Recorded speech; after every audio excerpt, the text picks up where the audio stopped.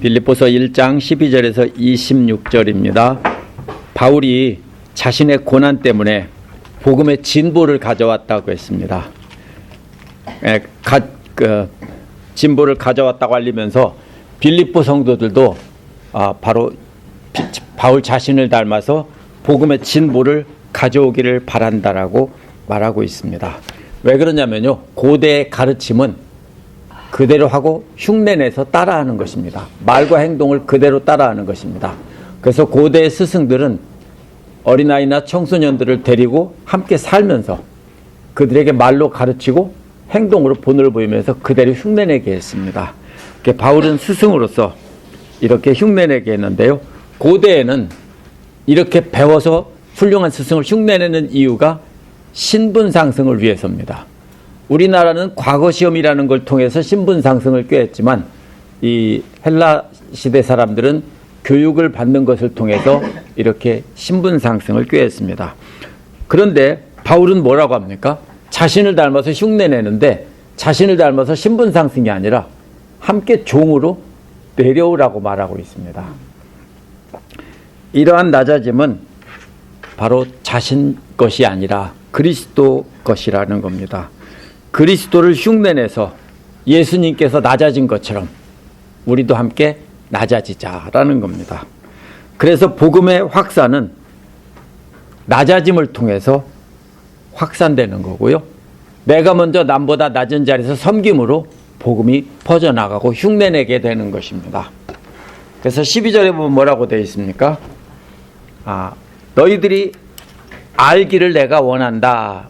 이 말이 맨 앞에 나옵니다. 여러분이 알아주시길 바랍니다 그랬죠.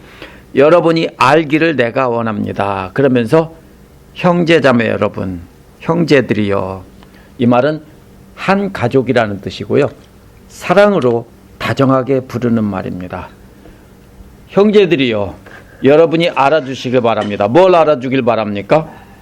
내게 일어난 일이, 바울에게 일어난 일이 바로 복음의 진보를 가져왔다는 겁니다.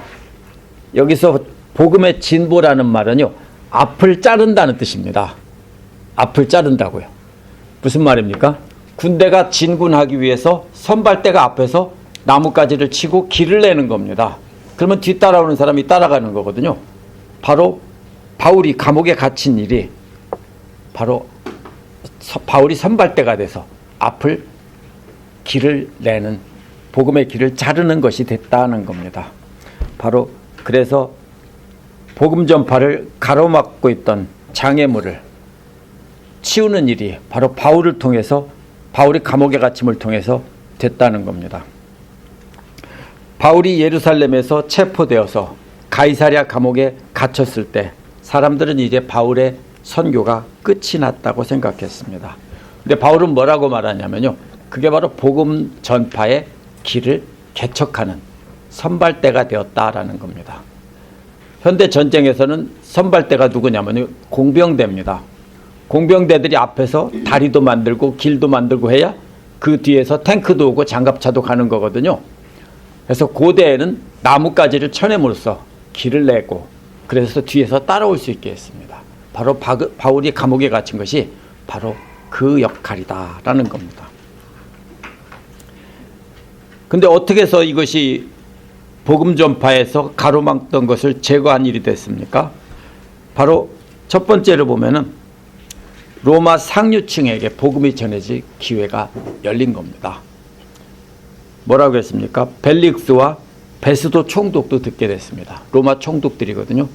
로마 총독들은 로마 제국의 가장 높은 사람들입니다. 보통 그 원로원들인데요, 영어로는 세니터라고 하죠. 그 세니터는 원래 유럽의 귀족 계급에서 나온 거고요, 그 다음에 하원은 평민들 계층의 대표로 이렇게 해서 시작된 겁니다. 상원 하원이. 그래서 여기 미국서도 어떻게 하냐면요, 한 주에서 2명씩 세니터를 뽑습니다. 그래서 그 주에서 가장 신분이 높은 사람들을 뽑는 거고, 그 다음에 하원은 일반 주민들의 대표를 뽑기 때문에 인구 비례로 뽑죠. 네, 그렇게 뽑는데요, 여기서도 마찬가지입니다. 이 바로 벨릭스나 베스도 같은 총독은 황제와 같은 급입니다. 왜냐하면 원로원 중에서 황제가 뽑히는 거고요. 황제와 급이 같은 사람들입니다.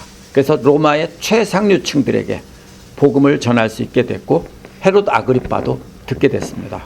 13절에서 뭐라고 말합니까? 내가 그리스도 안에서 갇혔다는 사실이 또 누구에게 알려집니까? 온 친위대라고 그랬죠. 친위대가 뭐냐면은 아주 이 특별한 엘리트 군대인데요. 9,000명 정도 되는 뭐라고 해야 될까요? 아주 특별한 부대입니다. 황제 직속 부대나 뭐 이런 총독 직속 부대나 이런 것입니다. 이 친위대는 본래 로마에서 황제 직속 부대를 뜻합니다. 그리고 나머지 군인들, 그 밖에 모든 사람들은요, 나머지 군인들입니다. 로마의 모든 사람이 아니라 친위대 9,000명 정도의 엘리트 군인들과 그 나머지 군인들에게 알려졌습니다라는 겁니다. 바울이 묶여있는 동안에 복음은 풀려났다는 겁니다. 그래서 누구에게 풀려났다고요? 로마 제국의 최고 높은 사람들, 또 친위대, 또 나머지 군인들, 이런 사람들에게 전부 풀려났다는 겁니다. 로마 군대와 지도자들이 장애물이었습니다. 그동안은. 그런데 바울이 갇힘으로써 그러한 최고 지도자들과 군인들이 다 바울을 접촉하게 되고 바울을 보게 돼서 바울이 바로 그 사람들에게 복음이 풀려나는 기회가 되었다라는 겁니다. 14절에서 뭐라고 말하냐면요, 주님 안에 있는 형제자매 가운데서 많은 사람이 내가 갇혀 있음으로 말미암아 더욱 확신을 얻어서 하나님의 말씀을 겁없이 더욱 담대하게 전하게 되었습니다. 이것은요, 여기서 주 안에 있는 형제자매라고 했죠. 그런데요, 이게 성경 번역이 조금 달라요. 개역은 주 안에서 확신한다고 했고요, 새 번역은 주 안에 있는 형제라고 했어요. 영어의 NIV가 새 번역처럼 주 안에 있는 형제라고 했고, NASB나 ESV 같은 것은 주 안에서 확신한다고 했어요. 어떤 게 맞나요? 하면은 주 안에서 확신한다는 말이 맞아요. 주 안에 있는 형제자매가 아니라 주 안에 있는에서 확신한다, 이 말이에요. 주님 안에 있음으로써 확신을 얻었다, 이렇게 해야 맞는 겁니다. 전에도 용감했었는데 더욱더 담대해졌다고요. 왜? 감옥에 갇힘으로써 더욱더 용감해졌다고요. 갇힘으로 말미암아 더욱더 담대하게 전하게 되었다는 겁니다. 누가요? 다른 형제자매들이. 전에도 담대하게 전했는데 바울이 갇히는 걸 보고 우리도 바울처럼 복음 전하다가 갇히자, 이렇게 해서 목숨 걸고 열심히 전하게 되었다는 겁니다. 이렇게 되는 이유는요, 자신의 고난이 복음이 더 확산되었다는 것을 알리는 이유는 빌립보 성도들도 똑같이 그렇게 하라는 겁니다. 그래서 고대 스승들은 자신이 말하는 것을 듣고 행동도 그대로 따라간다고 아까 그랬죠. 그래서 바울을 보고 그대로 흉내내라는 겁니다. 그래서 다른 사람들도 바울을 보고 용기를 얻어서 전보다 더 열심히 용감하게 복음을 전하고 있다는 겁니다. 죽으면 죽으리라 하고 복음 전한다는 겁니다. 그래서 그걸 닮으라는 겁니다. 함께 고난의 길을 가자는 겁니다. 그러면 그리스도 안에서 높아질 거라는 겁니다. 그래서 바울이 그리스도를 흉내내서 고난의 자리로 내려왔으니까 빌립보 성도들도 그렇게 내려와서 감옥에 갇힐 때까지 복음 전하라는 겁니다. 근데 15절에서는 사랑과 질투심으로 복음 전하는 사람들이 대조가 됩니다. 어떤 사람들은 시기하고 다투면서 그리스도를 전합니다. 왜요? 바울의 경쟁자들이에요.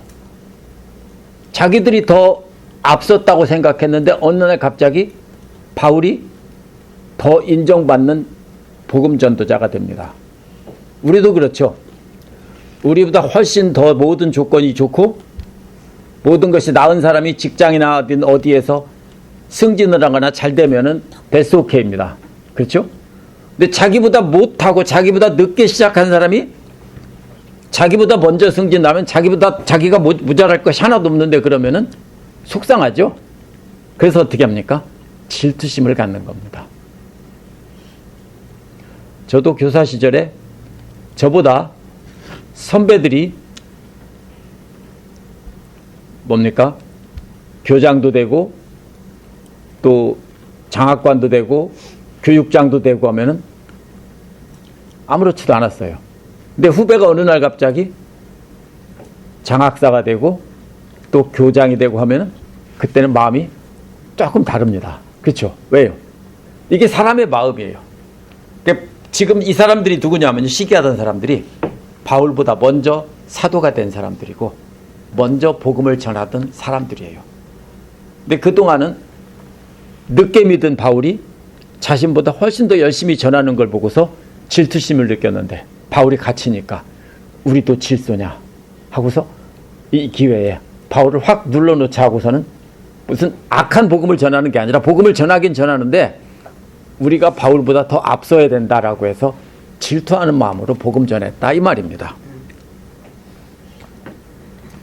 그래서 바울의 적대심을 가지고 경쟁심을 가지고 전하는 사람들이 있었다는 겁니다. 근데 여기서 시기와 다툼이 어떻게 다르냐면요, 시기라는 말은 질투심인데 마음 속에 있는 거예요. 안 보여요. 그런데 다툼은요, 그 시기심이 밖으로 나와서 행동으로 표현된 거예요. 이게 달라요. 그래서 시기는 마음 속에 있는 거고 아무도 알지 못해요. 본인만 알아요. 근데 다툼은 겉으로 드러나서 행동으로 그 시기가 드러나는 겁니다.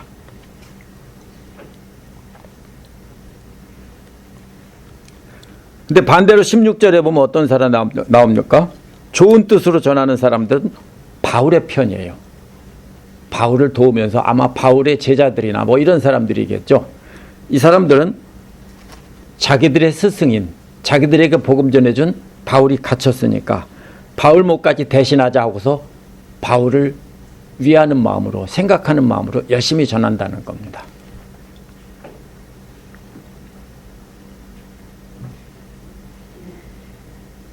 그래서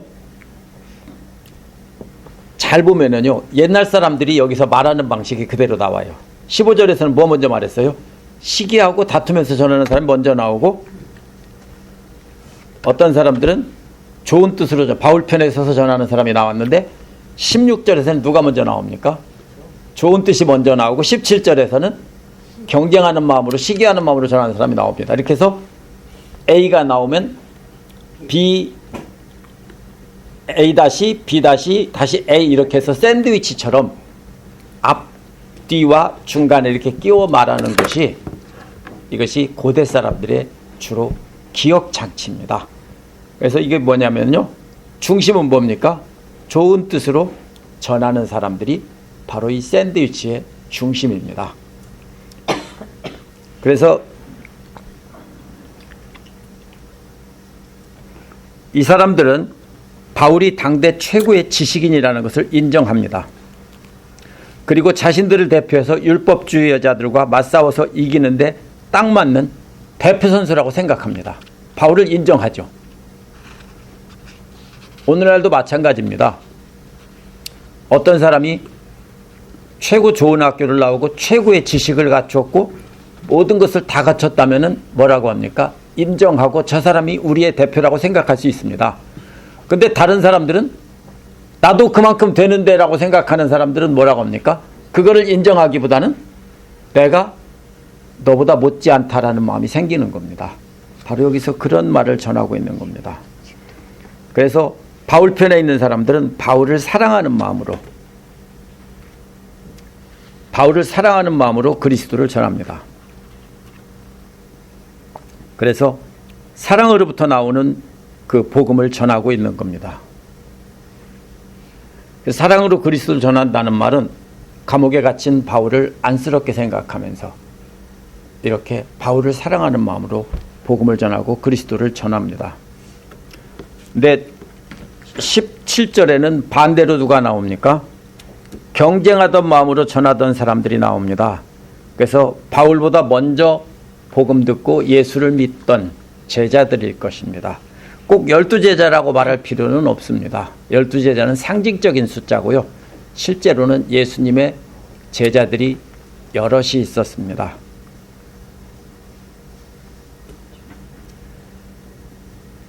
그래서 17절에 이들은 뭘 전합니까? 그리스도를 전파합니다. 선포합니다. 뭘 선포합니까? 그리스도의 말씀을 선포하는 겁니다. 그들은 뭘 하려고요? 괴로움을 더하려고. 왜 괴롭습니까? 그들이 복음 전하면 더 괴롭습니까? 자기들처럼 바울도 내가 복음 전해야 되는데 쟤들이 다 복음 전하네 하고서 속상하고 시기할 것이라고 생각하는 겁니다. 그렇죠? 그래서 괴로움을 더하려고 복음을 전한다는 겁니다. 잘 보면은요, 14절은 뭐라고 말했냐면요, 단순히 전한다라고 했죠. 이것은 말한다는 뜻입니다. 그냥 단순히 말한다. 15절은 뭐냐면요, 여기서 전한다는 말은 공식적으로 선포한다는 뜻입니다. 그리고 17절은 전한다는 말은요, 넓은 지역에 완전하게 알린다는 뜻입니다. 이게 이런 겁니다. 처음에는 바울이 갇히게 되자 14절은 개인적으로 말하기 시작했다고 말을 하는 겁니다. 개인적으로 말하기 시작했다. 그런데 그 다음에는 많은 사람을 모아놓고 공식적으로 선포하기 시작했고요. 마지막에는 그리스도를 널리 완전히 알리는 모습입니다. 그래서 바울을 질투하던 먼저 제자된 사람들이 이렇게 했다면 바울도 질투했어야 됩니다. 바울을 질투나게 하려고 그렇게 한 거니까 질투했어야 됩니다. 그런데 바울은 뭐라고 했어요? 거짓된 마음으로 전하든 참된 마음으로 전하든 그리스도가 전해진다고 한 겁니다. 거짓된 마음이란 그리스도를 믿지 않는 사람들이 거짓 복음을 전한다는 뜻이 아니라 바울과 질투하는 마음으로 경쟁심에서 이렇게 전한다는 뜻입니다. 참된 마음으로 전한다는 것도요, 이 사람들만 진짜가 아니라 바울을 생각하는 마음으로 그렇게 전한다는 뜻입니다. 그러면 만약에 바울을 전하는 게 아니고 예수 그리스도를 전하는 것이라면 바울을 질투하고 전하든 바울 편에서 전하든 그건 아무 상관이 없습니다. 왜? 그리스도만 전파되면 되는 거니까요. 그래서 바울이 이런 말을 하는 겁니다. 경쟁심으로 시기하고 다투면서 전하는 사람들이 나쁜 사람들이 아닙니다. 이 사람들도 분명히 복음의 확신을 가지고 이렇게 복음을 전파하던 사람들인데 경쟁심을 갖고 있었던 것입니다. 18절에서 뭐라고 말합니까? 그렇지만 어떻습니까? 거짓된 마음으로 하든지 참된 마음으로 하든지 어떤 식으로든지 결국 그리스도가 전해지는 것입니다. 나는 그것을 기뻐합니다. 앞으로도 또한 기뻐할 것입니다. 여기서 보면은요, 거짓된 마음으로 한다는 말이 무슨 뜻이냐면요, 마가복음 12장 40절에서는 외식하는 학자들, 남에게 보이려고 하는 사람들, 과부의 가산을 삼키려고 길게 기도하는 사람들, 이런 뜻입니다. 그러니까 이것은 거짓된 마음이라는 것은 그러나 이것은 그 사람들처럼 가짜로 복음 전한다는 뜻은 아닙니다. 자신들이 바울보다 더 잘한다, 이것을 인정받으려고, 사람들에게 인정받으려고 그렇게 열심히 전한다는 뜻입니다. 사람들에게 보이려고. 그러나 진실로는 바울을 사랑하는 마음으로 진심으로 복음 전한다는 겁니다. 그러면 그리스도가 어쨌든 선포된다고 했는데요, 복음의 능력은 복음 전하는 자의 성격에 달려있지 않습니다. 복음 전하는 자가 어떻게 전하든지 예수 그리스도는 전해지는 것입니다. 진보적인 사람들이든 보수적인 사람이든 어쨌든 간에 그들이 복음을 전한다면 복음이 전파되는 거고요. 그래서 바울은 뭐라고 하냐면 나는 그것을 기뻐합니다. 이 말은 현재 기뻐하고 있습니다, 이런 말이고요. 또 앞으로도 계속해서 기뻐할 것이라고 했는데 기뻐하는 일에 참여할 것이라는 뜻입니다. 혼자 기뻐한다는 뜻이 아닙니다. 그래서 지금은 내가 현재 기뻐하고 있는데 앞으로는 어떤 일이 벌어집니까? 바울 같은 사람들이 많아져서 그들과 함께 기뻐하는 일에 참여할 것입니다. 이런 뜻입니다. 뭘 바라고 있습니까? 바울과 같이 복음 전해서 감옥에 갇히면서도 계속 복음 전하는 사람들이 많아져서 장차 주님 앞에서 함께 기뻐할 것을 꿈꾸면서 나도 그들의 기쁨에 함께 참여할 것입니다. 이런 뜻입니다. 19절에서 26절에는요. 믿음의 진보와 기쁨을 위해서 머문다는 말이 나옵니다. 왜 기뻐합니까? 두 가지를 안다고 했습니다. 빌립보 성도들의 기도와 성령님의 도우심으로 풀려나리라는 것을 안다는 겁니다.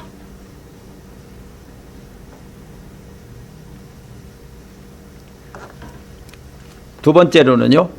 부끄러움을 당하지 않고 그리스도가 자신의 몸 안에서 존귀하게 될 것이라고 했습니다.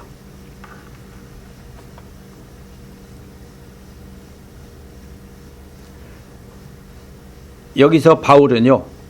욥기 13장 13절에서 18절에 나오는 말과 같은 말을 하고 있습니다. 거기서 인용한 것인데요.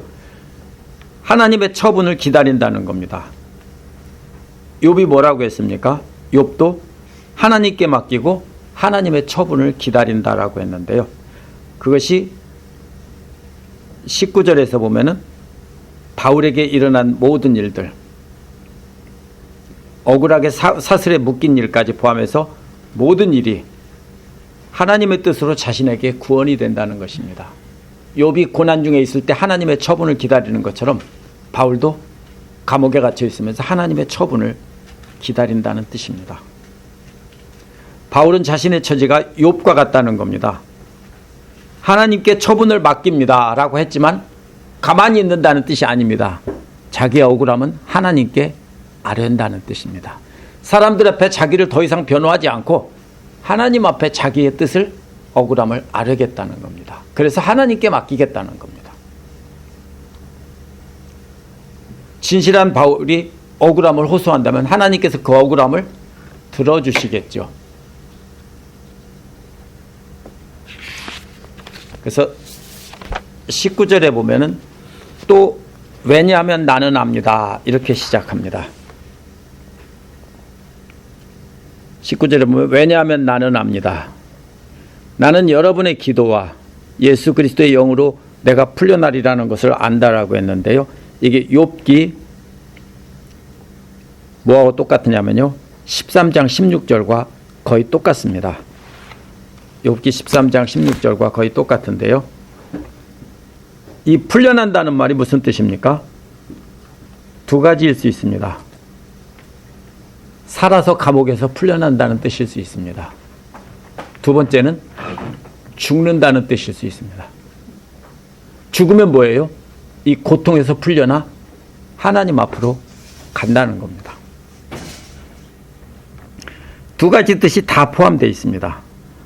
그래서 이것이 종말론적인 구원일 수도 있고 석방일 수도 있습니다. 풀려나리라는 것을 안다. 그런데 여기서 보면 영의 도우심으로 그랬죠. 이것이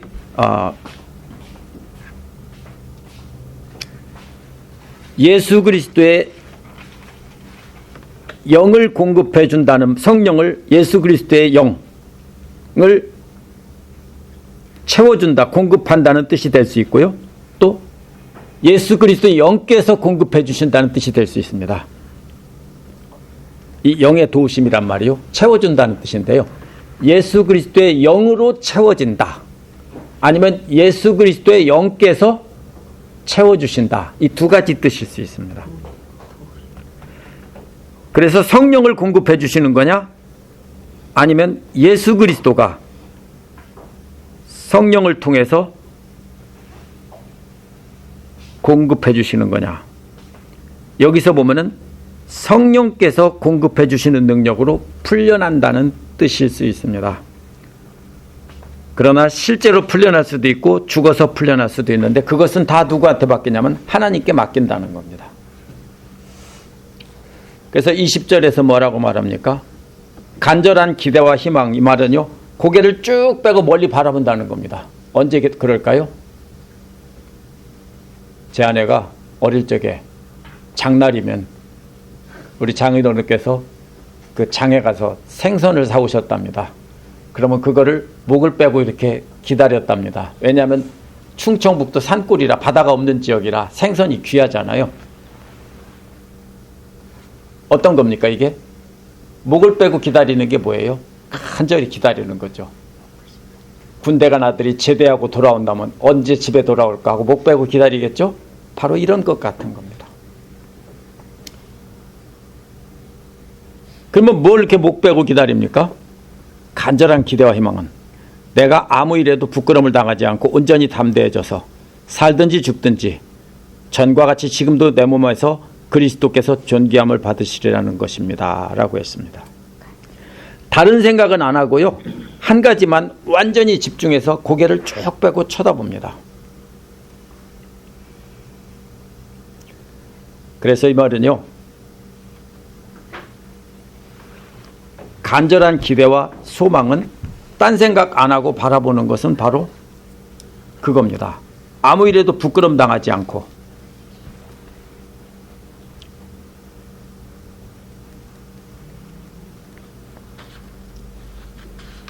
고개를 쭉 바라보고 멀리 보며 기다리는 것은 담대함 안에서 그리스도께서 자기 몸 안에서 존귀하게 되는 것을 기다린다는 겁니다. 그래서 그리스도께서 영광 받으시기를 기다린다는 뜻입니다.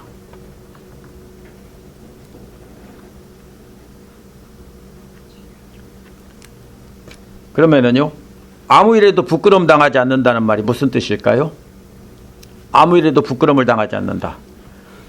어떤 경우에도 하나님께서 바울에게 부끄러움을 주시지 않을 것이다. 이런 뜻일 수 있고요. 거짓 형제들이 불명예로 바울을 뒤집어 씌우도록 두지 않을 것이다.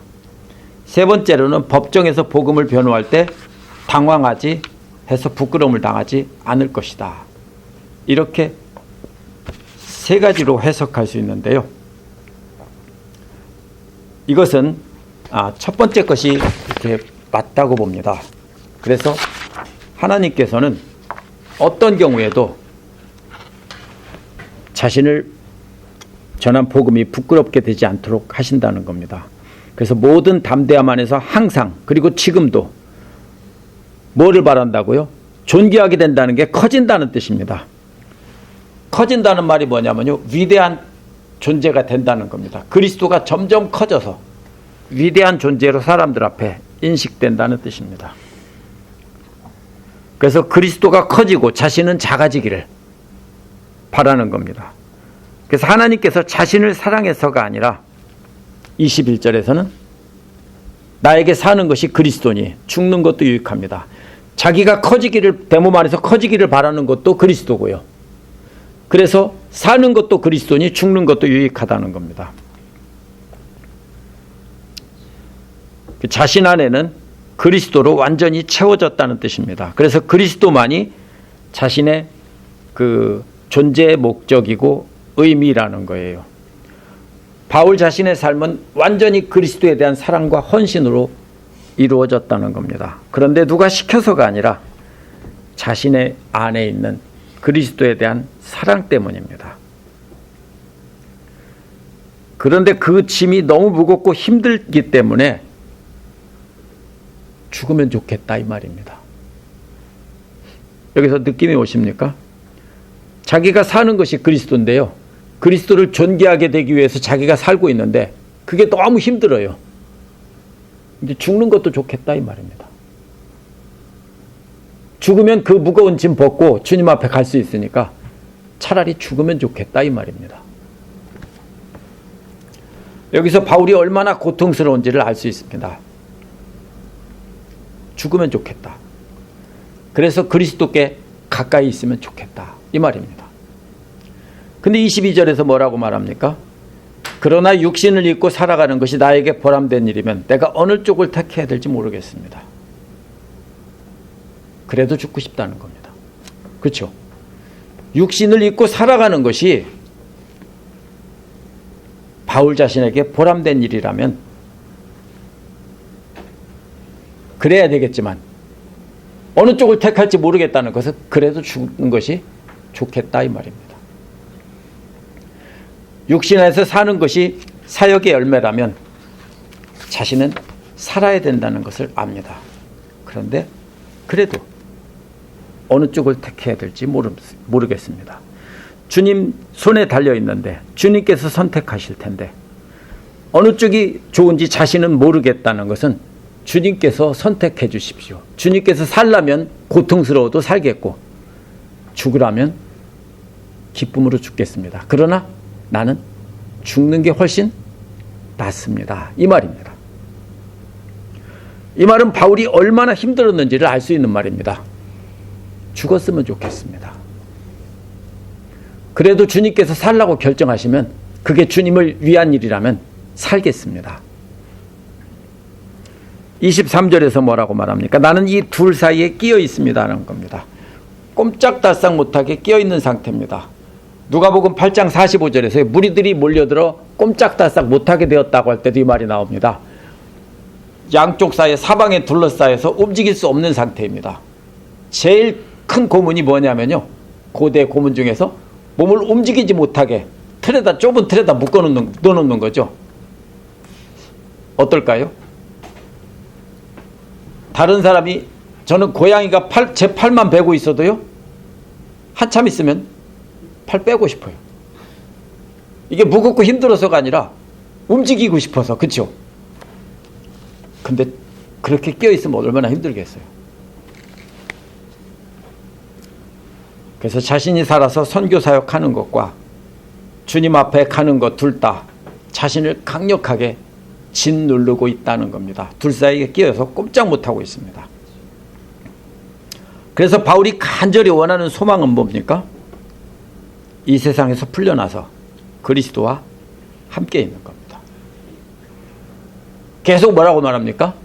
나는 죽었으면 좋겠습니다. 이 말입니다. 바울이 감옥에 갇혀 있고 복음 전하면서 사람들에게 핍박을 받고 하던 것이 얼마나 힘들었는지, 풀려나서 나가면 또 복음을 전해야 될 텐데 그게 어때요? 너무나 힘드니까, 반대가 너무 심하니까 차라리 죽어서 그리스도 앞에 갔으면 좋겠습니다. 이게 바울의 솔직한 심정입니다. 그래서 뭐라고 했어요? 그것이 훨씬 나으나 그랬죠? 그게 더 훨씬 더 큰 이익이라는 뜻입니다. 자기가 죽는 것이 자신에게는 훨씬 더 이익이라는 겁니다. 그러나 24절은 그러나라는 말로 있습니다. 그러나 나는 땅에 머물고 있는 것이 필요하다는 겁니다. 24절에서 그러나 내가 땅에 머물러 있는 것이 필요하다. 누구에게 필요하다고요? 여러분에게 필요하다. 누굽니까 여러분이? 빌립보 성도들에게 필요하다는 겁니다. 왜냐하면 아직도 빌립보 성도들은 어린아이 같기 때문에, 약하기 때문에 바울이 살아남아서 고통스럽지만 그들에게 함께 있는 것이 필요하다는 것을 안다는 겁니다. 그래서 25절에서 말합니다. 나는 이렇게 확신하기 때문에, 빌립보 성도들에게 바울이 필요하다는 것을 확신한다는 겁니다. 그래서 바울이 여러분의 믿 발전과 믿음의 기쁨을 더하기 위하여 여러분 모두와 함께 머물러 있어야 할 것으로 압니다. 나는 머물러 있어야 된다는 것을 압니다. 그냥 단순히 땅에 머무는, 살아있는 것이 의미가 있는 게 아니라 여러분 모두와 함께 머물러 있어야 된다는 걸 안다는 겁니다. 뭐를 위해서? 여러분의 믿음의 발전이라겠죠. 이게 앞에서 12절에서 나온 복음의 진보라는 말입니다. 뭐라고 했어요? 앞에 길을 쳐내는 뜻이라고 했죠. 그래서 그들도 그 복음의 진보, 앞을 쳐내는 그런 복음 전하는 개척자가 되는 것을 원하는 겁니다. 바울처럼 복음의 길을 개척하는 개척자가 되게 하기 위해서 함께 머물러 있어야 될 것을 안다라는 겁니다. 그러면 빌립보 성도들은 아직 바울처럼 그렇게 죽는 게 낫다고 할 정도로 큰 고통 가운데서 복음의 길을 개척하고 있는 상태는 아닌, 아직도 조금은 어린아이 같은 사람들인 겁니다. 그래서 바울이 앞장서서 함께 길을 개척하면서 빌립보 성도들과 함께 복음의 길을 뚫는 일을 함께 해야 된다는 것을 안다는 겁니다. 그것이 바울이 살아있다면 사는 이유입니다. 26절에서 뭐라고 말합니까? 내가 다시 여러분에게로 가면 여러분의 자랑거리가 그리스도 안에서 나 때문에 많아질 것입니다. 원어는 그렇게 자기가 살아서 빌립보 성도들과 함께 복음의 길을 개척하는 목적입니다. 그게 26절입니다. 그래서 그리스도 안에서 여러분의 자랑거리가 넘치게 하려는 것이다라는 겁니다. 많아진다는 게 무슨 말이냐면 막 흘러 넘치는 겁니다. 어떻게 됩니까? 여기다 물을 가득 부어줬는데도 계속 부어지면은 그게 넘치는 거죠.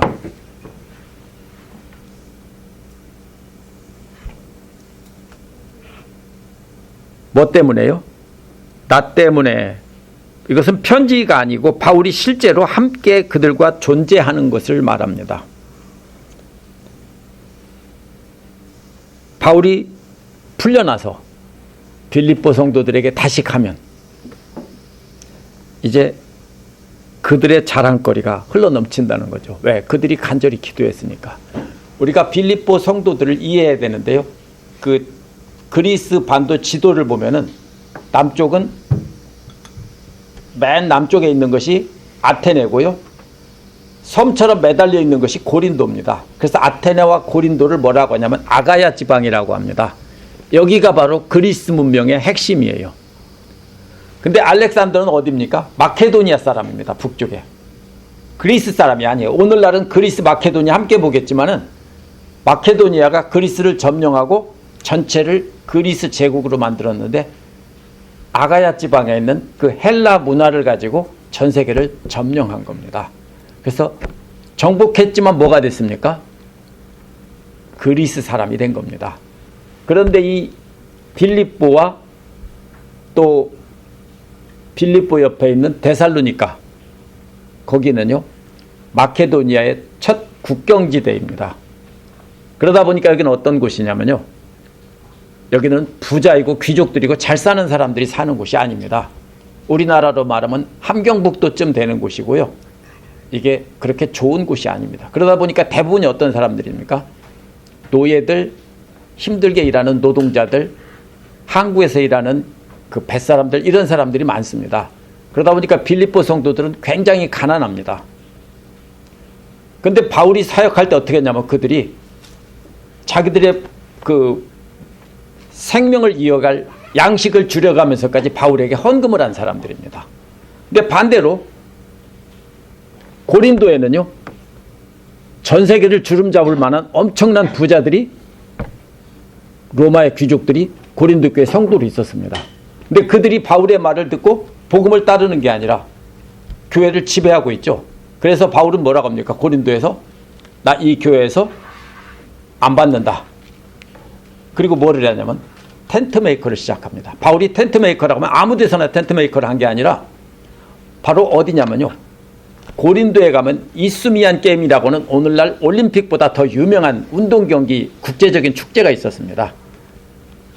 거기에서 전 세계 사람들이 몰려오기 때문에 그때 뭐냐면 그 사람들을 상대로 텐트를 만들어서 파는 것이 큰 업이 됐어요. 그래서 고린도에서 텐트를 만들면서 그 로마의 귀족들인 고린도 교회 성도들 일부에게 지원을 받지 않고 거부를 하고, 빌립보 성도들이, 가난한 성도들이 헌금해 준 것을 그걸 가지고서 사역을 했습니다. 우리가 바울의 사역을 텐트 메이커 사역이라고 오해하면 안 됩니다. 바울은 항상 뭐라 했냐면요, 일꾼이 삭슬 받는 것이 마땅하다라고 했습니다. 그렇게 이 사람들은 이런 사람들입니다. 바울과 함께 평생을 복음 전하는 일에 목숨 걸고 함께했던 진실한 사람들입니다. 그래서 바울은 감옥에 갇혀서 이제 좀 있으면 죽습니다.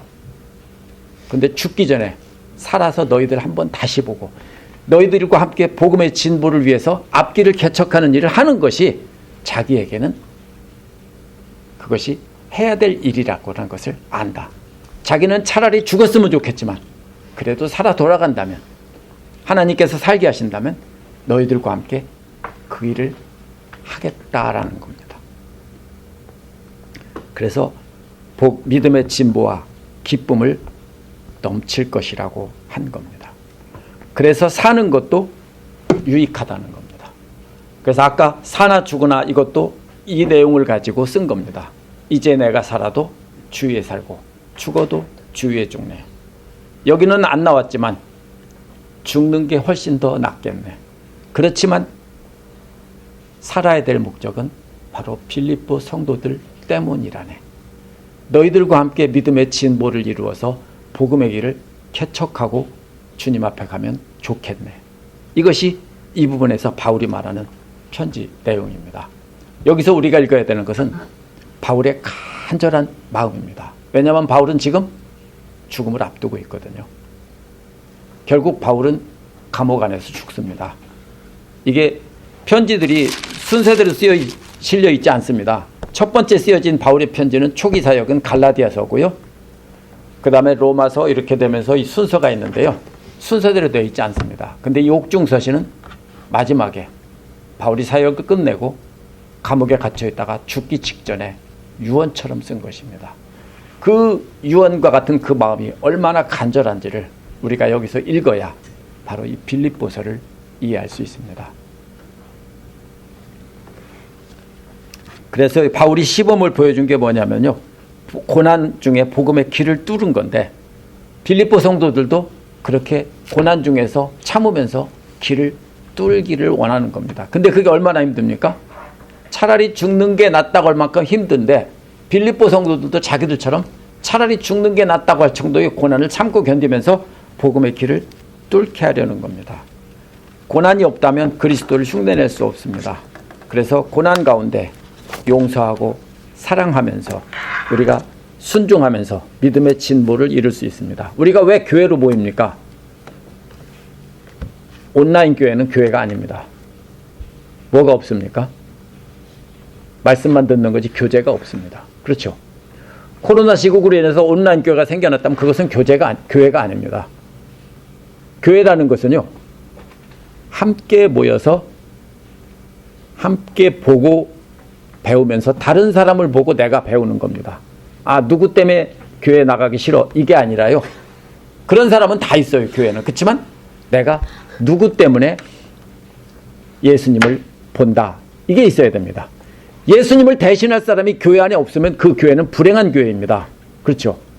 저 사람을 보고 내가 예수님을 본다, 이게 없으면 교회는 존재의 목적이 없습니다. 그래서 우리 교회 안에도 고난을 견디면서 원수까지도 사랑하고 용서하고 이해하며, 어제 말씀에서 나오잖아요. 바울이 승질나는데 밤새도록 헛구물질했는데, 아, 베드로가 미안해요. 내 마음속에서는 베드로인데 입으로는 바울이라고 했습니다. 베드로입니다. 예, 베드로가 욱하고 올라오고서 승질나서 죽게 생겼는데도 참고 이렇게 순종하는 모습처럼 우리에게도 그것이 필요합니다. 그러면은 어떤 때는 교회 안에서 받는 고난이 너무 힘들어서 차라리 죽는 게 낫겠습니다 라고 생각할 때가 있을지도 모릅니다. 그러나 그때가 바로 우리가 바로 본을 보일 때고요. 그래서 가정에서 먼저 고난을 보이고 그 다음에 교회에서 만나는 형제자매들에게도 본을 보이고, 그래서 우리가 믿지 않는 세상 사람들에게 나가서도 본을 보여서 우리가 그리스도를 본받게 해야 되는 겁니다.